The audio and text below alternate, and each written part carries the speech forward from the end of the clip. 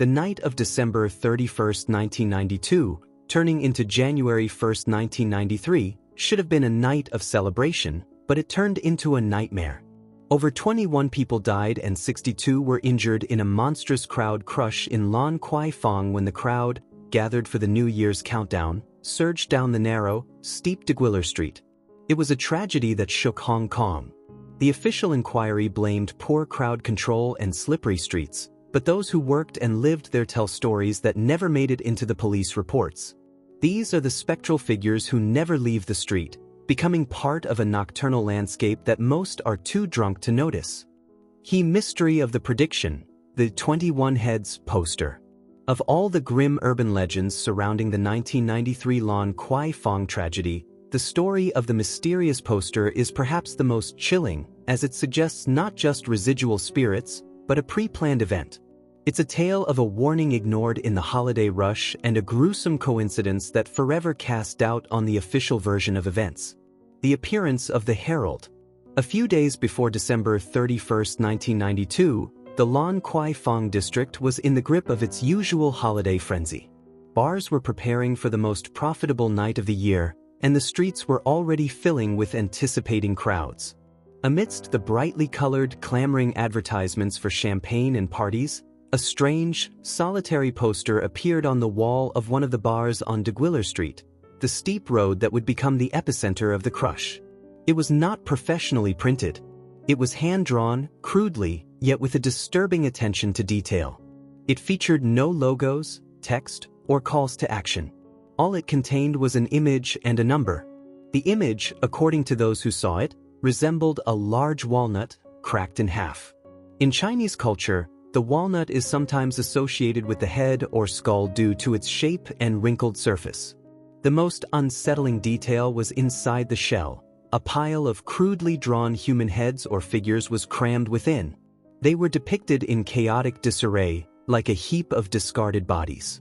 At the bottom, penned in bold, black marker, without any explanation, was the single number, 21. The ignored warning.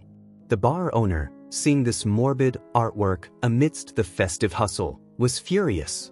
He simply tore the poster down, crumpled it, and threw it into the trash that night, deciding it was either a sick joke or a crude act of vandalism.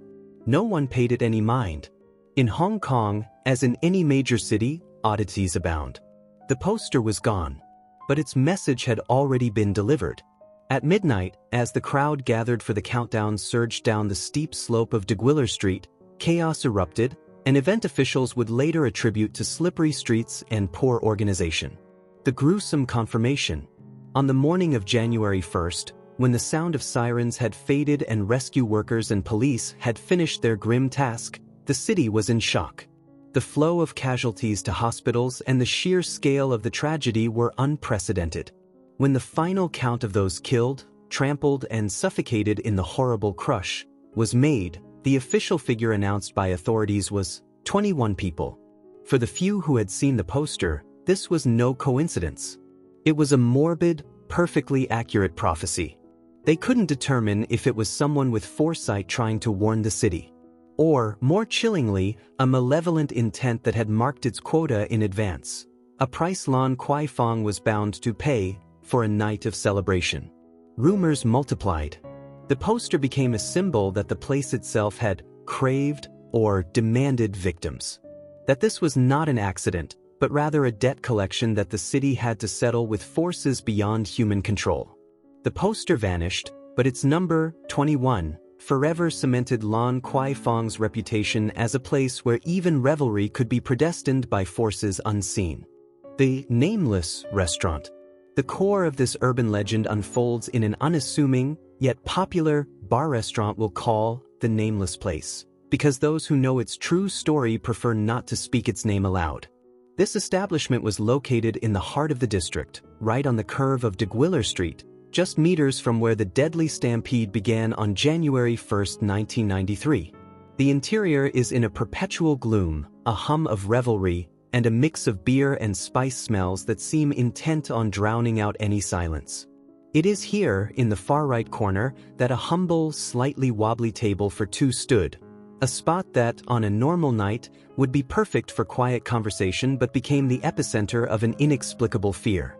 Jenny's open sight. Our protagonist, let's call her Jenny, was either lucky or unlucky enough to work as a bartender in this restaurant. Jenny, it is said, possessed the open sight from childhood. She saw what others could not. In Hong Kong's nightlife industry, belief in spirits is common, but those with this gift often remain silent. From her very first day, Jenny noticed them. They sat at the corner table. Two shadows.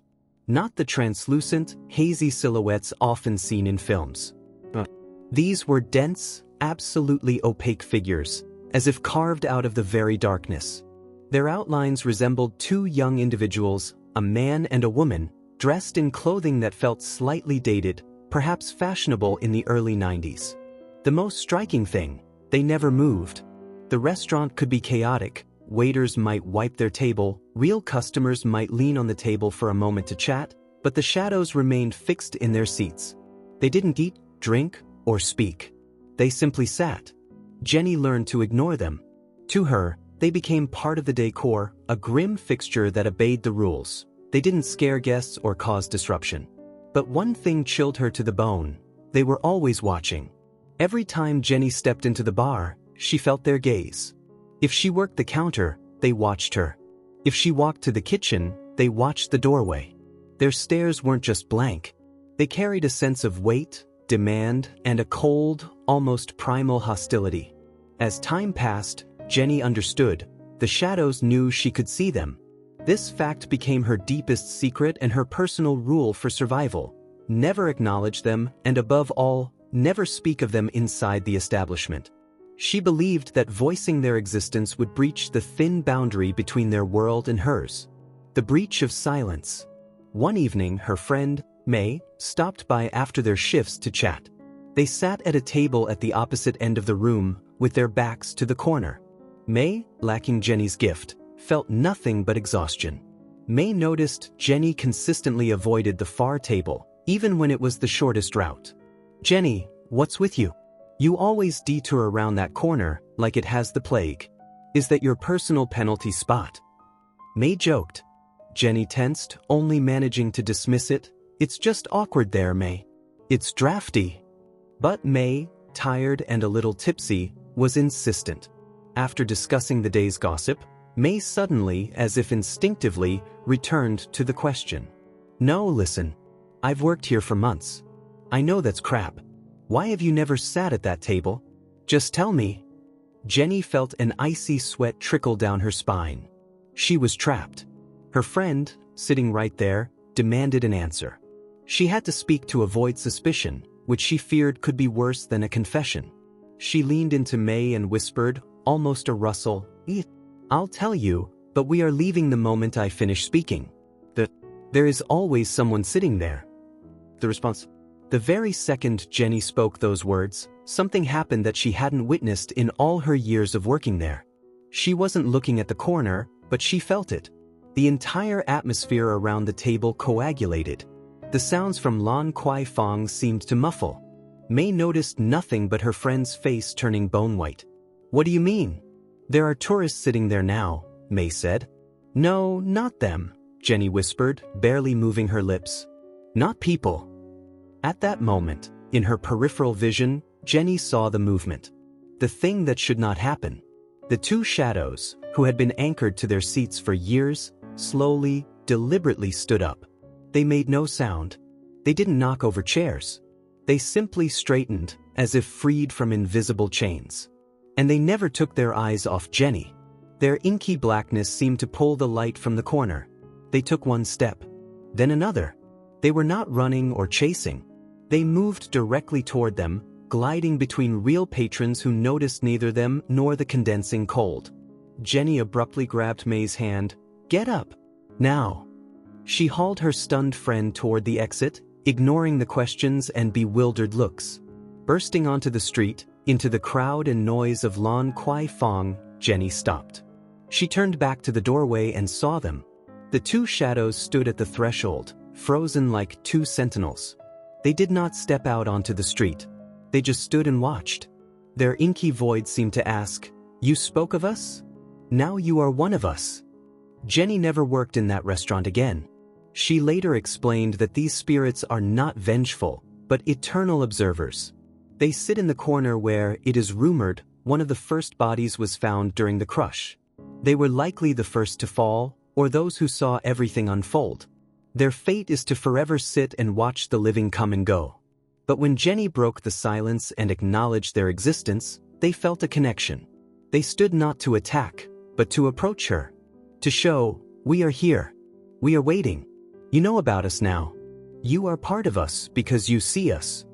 The legend holds that these shadows are the sentinels. They are the materialization of the tragedy that prevents Lan Kwai Fong from ever being just a street. They wait for someone who sees them to finally understand their silent, unspoken demand. Are they seeking redemption? Or just a new companion for their corner table? No one knows.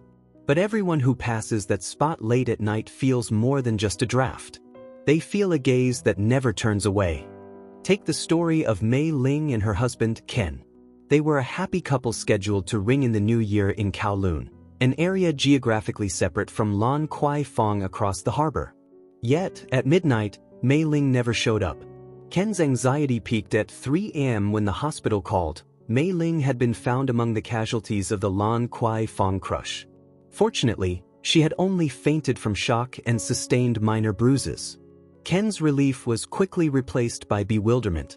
Mei Ling couldn't explain how she ended up there, only whispering, "I was just walking." Her eyes were empty, and she seemed emotionally detached. Her planned discharge was cancelled when, at exactly 5:00 p.m. the next day, Mei Ling was struck by a sudden, unexplained, untreatable fever. This was no ordinary fever. Medication had no effect, and the seizure repeated itself with frightening regularity every evening. During the hours leading up to the fever, Mei Ling changed. She stopped recognizing Ken, her gaze fixed on empty corners of the ward, and she began to mutter. This wasn't incoherent rambling, but speech in a guttural, unfamiliar language that no one could identify. One night, a nurse watched in horror as Mei Ling violently slammed her hand against the bed frame with enough force to make the metal ring, only to immediately fall back asleep. Ken realized his wife's illness wasn't physical. He saw that something else resided within her. Desperate, Ken called a Taoist master known for dealing with complex spiritual matters. The master briefly looked at Mei Ling, closed his eyes, and turned away. His verdict was chilling: 8 spirits are attached to her. The master explained that Mei Ling carried a karmic debt from a past life. These 8 spirits were among the 21 victims, and they had been waiting for her at Lan Kwai Fong to collect. She had escaped the crush physically, but the debt had not been cancelled. They had entered her and were now slowly claiming her through an irrational, medically untreatable fever. "She doesn't have much time left," the master said quietly. ****, a week ***. No more than what's needed to complete the repayment. On the 6th day, a miracle occurred. Mei Ling woke up completely clear-headed. She looked at Ken with the familiar love he knew, but then spoke something that pierced him. "My daughter is dead." They had no children, and Ken was confused, but Mei Ling insistently gave him an address in an old Hong Kong district. Ken went to the address and found a grieving family. Their daughter had gone missing that New Year's Eve. The master explained to Ken that one of the spirits, likely the spirit of that missing daughter, had used Mei Ling's body to seek a final connection with her family. That same night, during Ken's final visit, Mei Ling once again became lucid. She looked at him and said softly but firmly, "In the next life, please don't look for me." As if she was freeing him from her path of debt. On the morning of the 7th day, Mei Ling passed away peacefully. The debt was paid. Since then, the belief in Lan Kwai Fong is that the street is not just a gathering spot, but a soul magnet, where you can not only lose your footing on a slick road but also pay the price for the sins of past lives, even if you thought you escaped with just a scare. Lan Kwai Fong today is a place that laughs loudly to drown out the quiet voices. But the next time you are there, when the music fades and the crowd disperses, pay attention. Look into the corners, look for the lonely shadows. You may not believe in spirits, but perhaps they believe in you. And they won't leave that street until they take everything they are owed. Do you believe that a place can be cursed, or are these just tragic coincidences? Share your opinion in the comments below. Subscribe to the channel so you don't miss out on real horror stories from witnesses across Asia.